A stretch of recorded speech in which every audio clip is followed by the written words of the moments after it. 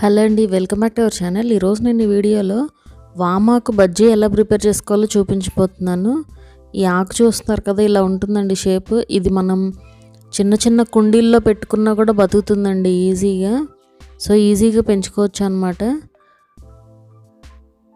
So ఇలా ఉంటాయండి ఆకులు. ఇప్పుడు వీటితో బజ్జీలు వేసుకోవచ్చు, ఎలాగో చూపిస్తాను. దానికోసం ముందుగా ఒక 2 కప్పులు శనగపిండి తీసుకోండి ఒక బౌల్లోకి.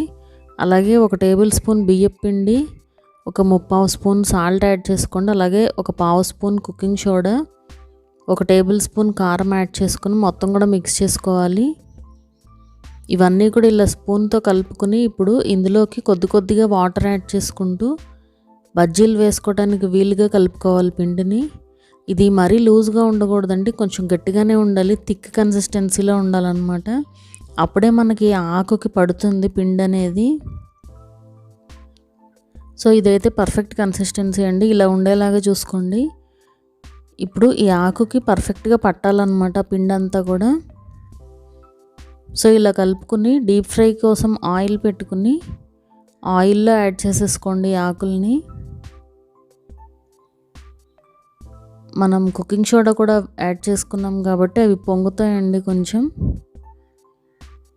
ఇవి టేస్ట్ బాగుంటాయి అండ్ అలాగే హెల్త్కి కూడా మంచిదండి. వాము మంచిదే కదా అరుగుదలకి, అది కూడా. సో ఇలా అన్నీ కూడా యాడ్ చేసుకున్నామంటే మన వాము బజ్జీ రెడీ అయిపోతుందండి, వామాకు బజ్జీ.